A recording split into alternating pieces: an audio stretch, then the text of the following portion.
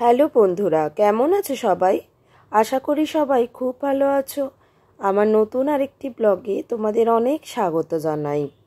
বিগত কিছুদিন একটু ব্যস্ত থাকার কারণে তোমাদের সাথে আর নিয়মিত ব্লগ শেয়ার করা হয়নি।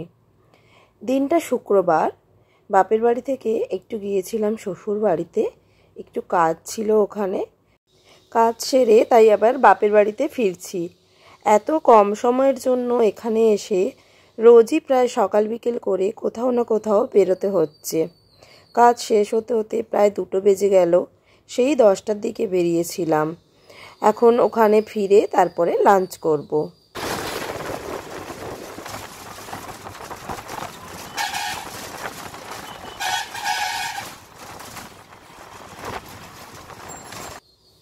কাল শনিবারে একটু ভবতারিণী মায়ের মন্দিরে পুজো দিতে যাব।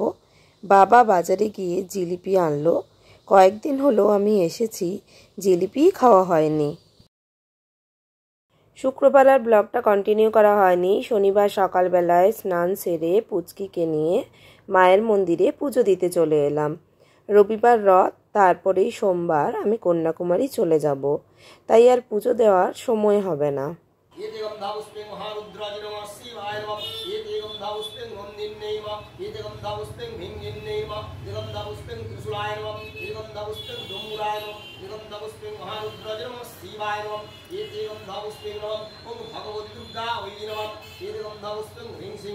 भगवती दुर्गा वै नमः ओम दुर्गाय नमः दुर्गा वाहनाय ओम सिंहा वै नमः भगवती दुर्गाय नमः एते गंधापुष्पे नमः ओम महालक्ष्मी देव्यै नमः एते गंधापुष्पे ओम सरस्वती देव्यै नमः गंधापुष्पे मनसा देव्यै नमः एते गंधापुष्पे गंगाय नमः एते गंधापुष्पे ओम नमश्चंडिकाय नमः गंधापुष्पे शीतला देव्यै नमः एते गंधापुष्पे ओम नमः विपत्तारिणी देव्यै नमः गंधापुष्पे बिंदवासिनी देव्यै नमः गंधापुष्पे धात्री गोइमा गंधापुष्पे माता अन्नपूर्णेश्वरी नमः एते गंधापुष्पे महाकाल भैरव सहित दक्षिणा कालिका वै नमः एते गंधापुष्पे दक्षिणा कालिका वै नमः एते गंधापुष्पे तारा कालिकाय नमः गंधापुष्पे रक्ता कालिकाय नमः गंधापुष्पे छिन्नवस्ता कालिकाय नमः गंधापुष्पे भद्र कालिकाय नमः एते गंधापुष्पे महाकाल भैरव सहित दक्षिणा कालिकाय नमः ओम समारूढं महाभीमं गुरुद्रष्टावरं प्रदं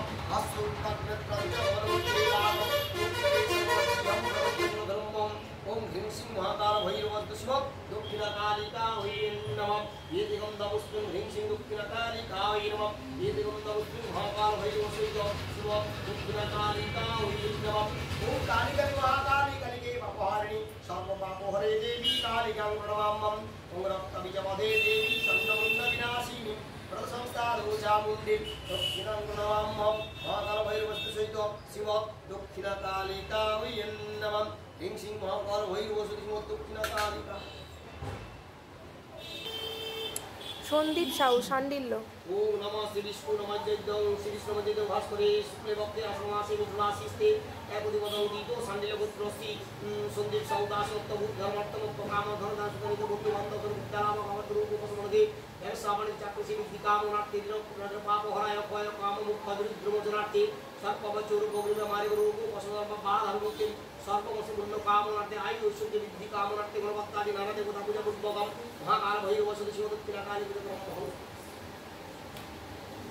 महाकाल भैरव सहित পুজো দেওয়া হয়ে গিয়েছে। এবার বাড়িতে ফিরবো। আজ আর কোথাও যাওয়ার নেই, বাড়িতে একটু রেস্ট নেব, তাই আর ব্লগটা কন্টিনিউ করছি না। একদম রথে তোমাদের সাথে দেখা হবে। এটা রবিবারের সকাল, একটু ছাদে এসেছি ঘুম থেকে উঠেই। বেশ রোদ ঝলমলে আজকের দিনটা। এই তো আজকের দিনটাই থাকবো, কাল তো সোমবারে ট্রেন আছে, চলে যেতে হবে, তাই একটু একবার ছাদটা ঘুরে দেখতে এলাম। আজ রথযাত্রা, আমাদের পাড়ায় বিকেলবেলায় রথ টানা হবে। তো আজ দুপুরে তাই সকালে ওখানেই খাওয়া দাওয়া হবে, তাই রান্নার আর তেমন কোনো চাপ নেই। নিচে এসে দেখছি বাবা ইলিশ মাছ নিয়ে এসেছে। যে কয়েকদিন এখানে এসেছি প্রায় লাঞ্চ আর ডিনারে মাছ খাচ্ছি, কারণ তোমরাও তো জানো আবার ওখানে চলে গেলে আর ওই রুই মাছ আর সমুদ্রের মাছ ছাড়া আর কোনো মাছই পাবো না।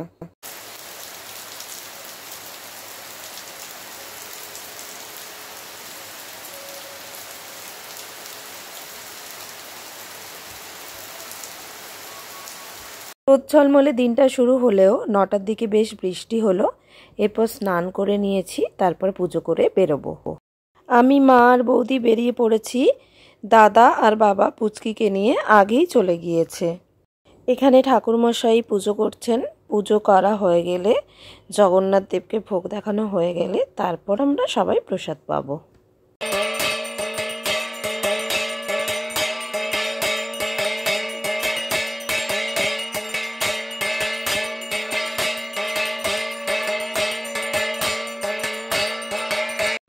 পুজো শেষে একে একে সবাই একত্রিত হয়েছে প্রসাদ গ্রহণের জন্য। এই পাড়াতেই আমি আমার 2 বছর বয়স থেকে ছিলাম। পুজো, বিয়েবাড়ি, অন্নপ্রাশন এছাড়া নানান অনুষ্ঠানে সবাই মিলে একত্রিত হয়েছি। পরে ধীরে ধীরে পাড়ার দাদাদের বিয়ে হয়ে বৌদিরা চলে আসে, আর দিদিদের বিয়ে হয়ে শ্বশুরবাড়ি চলে যায়। এরকমই একটা সময় আমারও বিয়ে হয়ে যায়। বাট এমন একটা সময় এখানে এলাম, রথযাত্রা উপলক্ষে আবার একসাথে সামিল হতে পারলাম। সত্যিই ভীষণ ভালো লাগছে। চলো খেয়ে নিই, বিকেলে আবার তোমাদের সাথে দেখা হবে। মেনুতে ছিল খিচুড়ি, বেগুনি ভাজা আর বাঁধাকপির তরকারি, শেষ পাতে চাটনি আর মিষ্টি। প্রত্যেকটা রান্না ভীষণই সুস্বাদু হয়েছিল। আসলে জগন্নাথ দেবের প্রসাদ বলে কথা। এখন ওই বিকেল 5:30 বাজে, বেরিয়েছি আমরা রথ টানবো বলে। গত বছর তো রথে ছিলাম না, আর আগের বছর তো ওই সময়ে বিয়ের জন্য ব্যস্ততা ছিল বলে তেমনভাবে আর বেরোনো হয়নি।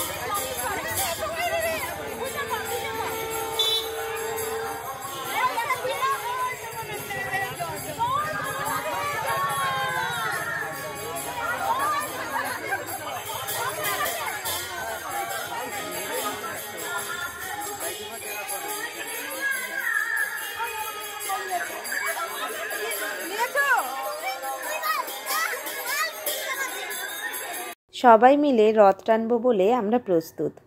এই বছরে সকলের উন্মাদনাটা একটু বেশি। পাড়ায় আগে কখনো তেমনভাবে রথযাত্রা উৎসব পালন হয়নি, তো ছোট ছোট বাচ্চারা মিলে রথ বানিয়ে রথযাত্রার দিন বেরোতো।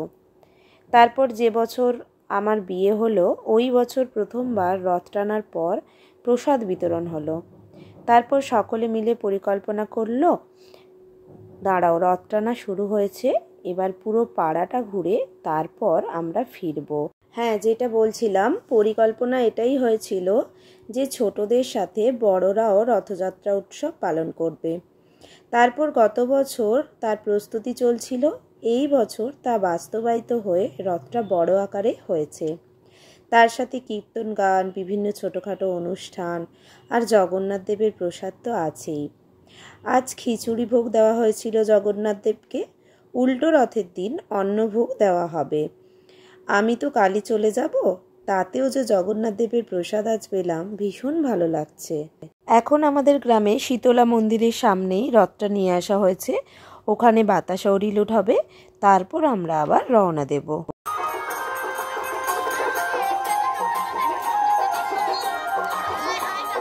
ছোটোবেলা থেকেই যে রথটা দেখে এসেছি সেটা হলো আমার বাড়ি থেকে খানিকটা দূরে, 1-1.5 কিলোমিটার বা ম্যাক্সিমাম 2 কিলোমিটার দূরে যে রথটা আসতো, তো সেখানে ভয়ে প্রায় যেতাম না। আমাদের বাড়ির সামনাসামনিই মাউসি বাড়িতে দাঁড়াতো, তো এত লোকের ভিড়ে প্রথম প্রথম বেরোতামই না।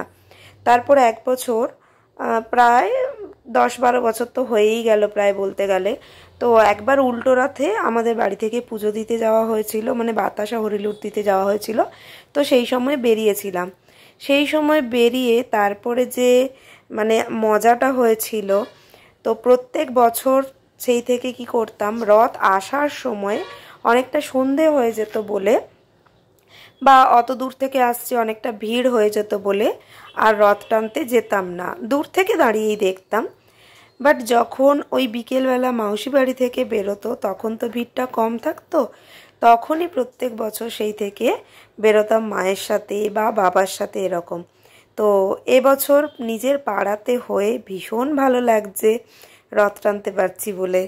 দেখতে দেখতে আমরা পুরো মার্কেটটাই ঘুরে চলে এলাম। তো এবার বাড়ি ফেরার পালা, এবার বাড়ির ওই গলিটাতে আমরা ঢুকবো, তাই একটুখানি ওয়েট করছে।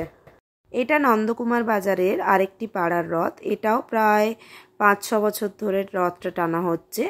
তো ওই রথটা টানা হয়ে গেলে তবে আমাদের রথটা আমরা আবার নিয়ে যাব। আমাদের রথকে নিয়ে চলে এসেছি ওই যেখানে সকালবেলায় ভোগ প্রসাদ গ্রহণ করা হয়েছিল, ওখানেই আপাতত এই 7 দিন রথটা থাকবে। এখন জগন্নাথ দেব, বলভদ্র আর সুভদ্রা দেবীকে ভেতরে নিয়ে যাওয়া হবে। চলো আমিও একটু ভেতর থেকে দেখে আসি আর তোমাদেরকেও দেখিয়ে আনি, কারণ আমি তো আর থাকবো না কাল থেকে, যখন বাকি দিনগুলো তো সবাই দেখতে পাবে কিন্তু আমি আর দেখতে পাবো না। বাহ, ভেতরটা তো ভীষণ সুন্দর লাগছে, দেখেই মনটা জুড়িয়ে গেল। একদিকে আছেন ঠাকুরমা স্বামীজি আর একদিকে জগন্নাথ দেব, বলভদ্র আর সুভদ্রা দেবী। ভীষণ ভালো লাগছে জায়গাটা দেখতে। চলো তাহলে আজকের মতো টাটা, আমিও বাড়ি ফিরি। এখন প্রায় 8টা, সাড়ে 8টা মতো বেজে গিয়েছে।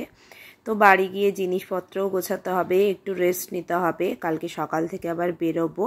তোমরা সবাই খুব ভালো থেকো, সুস্থ থেকো, সাবধানে থেকো। ফেসবুক থেকে দেখলে আমার পেজটা লাইক করো আর ইউটিউব থেকে দেখলে আমার চ্যানেলটা সাবস্ক্রাইব করো। সবাই খুব ভালো থেকো, টাটা।